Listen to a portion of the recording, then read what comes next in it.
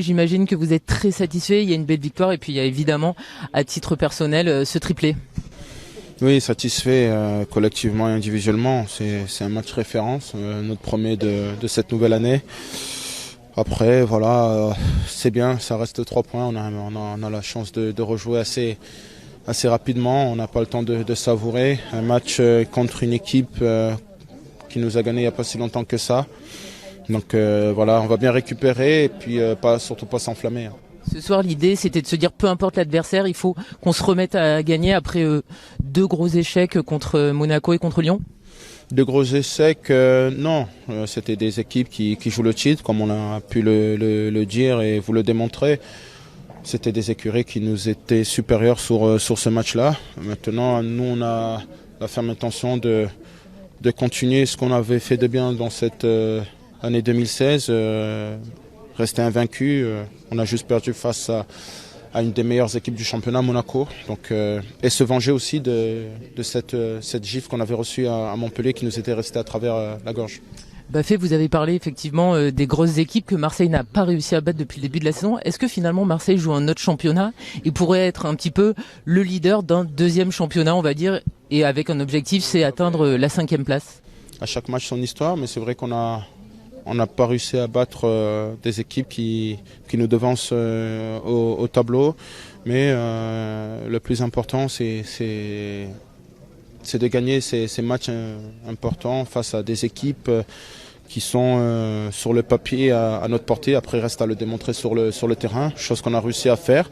Et c'est une performance qu'on doit rééditer chaque week-end afin de rester collé à ces équipes de tête et ces grosses cylindrées qui sont préparées pour jouer cette Ligue des Champions.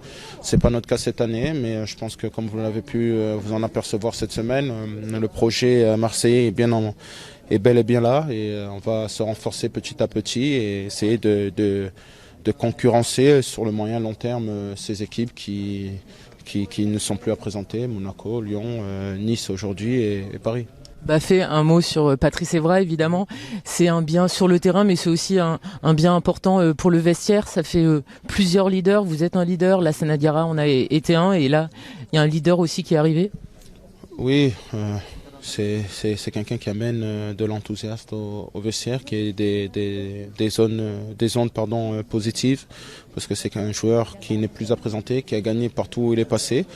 Et il vient d'apporter son expérience qui est de loin importante pour nous en tant que joueurs, des jeunes joueurs qui composent cette équipe, tels que Maxime qui n'a pas encore 30 matchs en Ligue 1, Zambon Guissa. C'est important d'avoir ce vécu.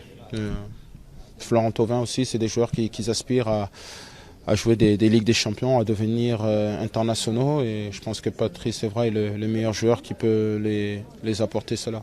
Est-ce qu'à titre personnel, ça vous permet peut-être d'être un petit peu plus concentré sur votre travail de buteur?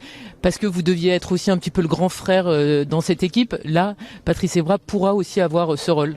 Patrice Evra apportera sa pierre à l'édifice. Je pense que c'est, comme on dit, l'union fait la force. Après, voilà, c'est des responsabilités que j'ai jamais fui, même si c'était un nouveau rôle pour moi, mais un rôle que j'ai toujours assumé dans les bons et mauvais moments. J'ai fait beaucoup de sacrifices pour venir à l'Olympique de Marseille. Et c'est un club qui m'est cher, donc il fallait assumer ce genre de responsabilité parce que j'étais le joueur le plus expérimenté. Mais comme je l'ai toujours dit, tous les joueurs sont la bienvenue et encore plus les joueurs d'expérience comme Patrice Evra.